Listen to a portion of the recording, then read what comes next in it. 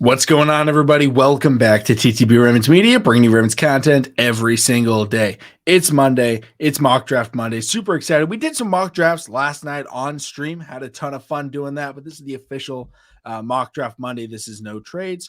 And I decided to use PFN Pro Football Network rather than PFF this week. So it was interesting to see where they have different players going rather than third round. Like Clark Phillips, they have is like in the first round, you should take him. Whereas PFF is like Clark Phillips lined like third, fourth round every time, and it's ridiculous. But let me know in the comment section down below your mock drafts that you're doing. Let me know your thoughts on the players that I selected. I'm pretty happy with the way that this draft turned out. I got some players that I really like. And I got some players that I think you guys like as well, that you guys have been commenting, hey, I want you to draft this guy. I think I got some of those in this one. If you weren't in the stream last night, we did a jersey giveaway. Shout out to Shadow, who actually won it. We gave away a Callum Hamilton jersey. We're doing another giveaway once we hit 50 reviews on the podcast platforms. So if you guys want to go check that out, check out the podcast platforms. You can do that, give it a review, and we'll be doing a giveaway really soon with that. But let's jump right into it. Let's talk about this mock draft. So round one, pick 22, players on the board. There really wasn't any like high-end wide receivers that slid, right? There was no JSN. There was no Jordan Addison. I don't even think Zay Flowers was available. I think the best guys were Hyatt and Downs. And a cornerback that I love is Cam Smith was available. So I decided to go with Cam Smith. If you guys don't know much about Cam Smith, I've drafted him plenty of times, but I like to give a recap for people that are brand new to the channel. If you're new, welcome. Subscribe for the Ravens content.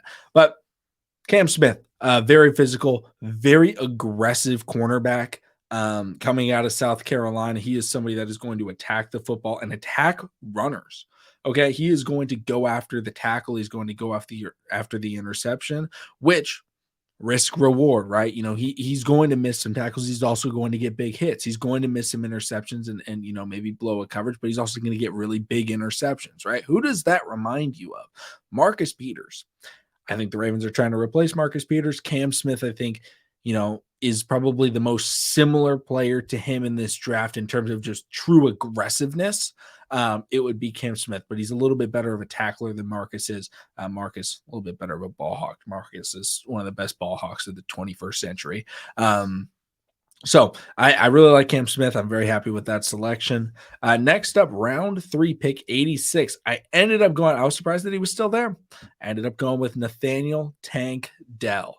Now, a lot of people ask me, man, what do you think about Tank Dell? What do you think about him? Could the Ravens trade back and get him, late in the first, or maybe even take him in the first? I see people doing that. Also, like trade, get a second round pick, take Tank Dell. I don't know if I would trade it. I would take Tank Dell in the second. I would take Josh Downs in the second. I know that for a fact. But Tank Dell is really interesting because of his size, and we're gonna have to figure out his versatility. But in the third round, I feel like he's too great of a interesting piece to pass up, right? Todd Monken is going to want to use his players in the way that they can be used best. And Tank is somebody that could really elevate an offense with a creative play caller. Get the ball in his hands, use his speed, let him on, put him on routes where he can use that speed and really shiftiness and quickness and acceleration that makes him, so special in this draft class. He's one of the most intriguing players, not just wide receivers, just in the class because of, that size being a concern, but also like his acceleration, his agility is unbelievable. So third round pick, if he's there, I think the Ravens should pull the trigger, unless they went wide receiver in the first round. But third round I think is a really good spot to try and go after a risky player like Tank Dell, where it's like, okay, this guy could turn out and be insane, or he could turn out and be an okay football player.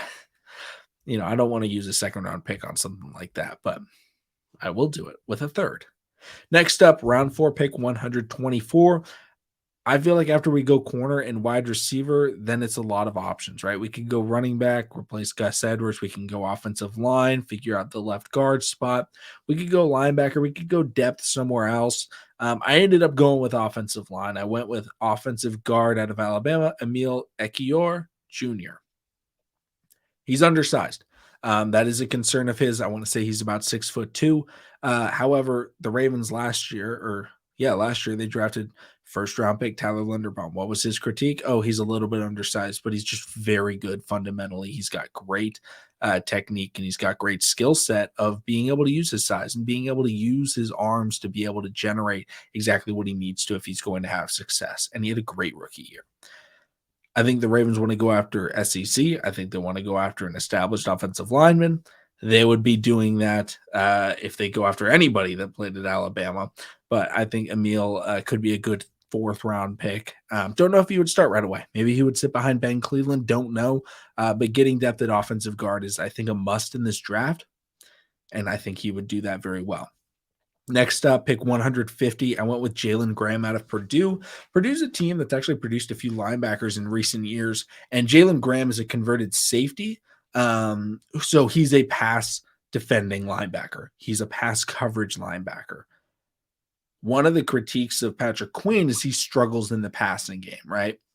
Maybe in situations we could draft a linebacker. We're like, hey, on third down, you can put him in.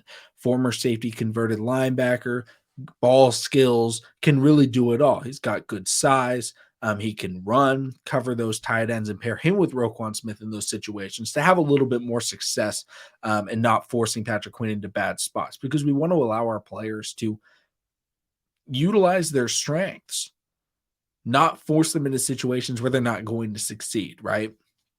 And I feel like going after Mr. Graham could be a very good opportunity to do that. And finally, pick 199. I went with Dwayne McBride, running back, UAB, big, physical. He's not participating in the combine this weekend. He has a hamstring injury. However, he will be doing things, I believe, at the UAB Pro Day. He's a running back that I love. I think he would be a perfect Gus Edwards replacement if we cut him to save cap space. And, if we got him in the, pick 199, pick 200, that'd be perfect. Like legitimately, that would be perfect. Kenny McIntosh was gone. I considered taking him in the third round if he was going to be there, or I'm sorry, fourth round, third pick, if he was going to be there, but he ended up not being there. So I was like, okay, where's Dwayne McBride? And they had him, ranked a lot lower because this running back class is so deep. People have different expectations for where people will go. PFF has Dwayne McBride a little bit higher, but now we're doing PFN and they've got him low, and I'm going to take advantage of that system. Let me know in the comment section down below your guys' thoughts on this draft. I'll go through it one more time. Cam Smith, Tank Dell, Emil Ekiyor Jr., Jalen Graham, and Dwayne McBride. Thank you all so much for watching. Subscribe for Daily Ravens content, and I will see all of you again tomorrow.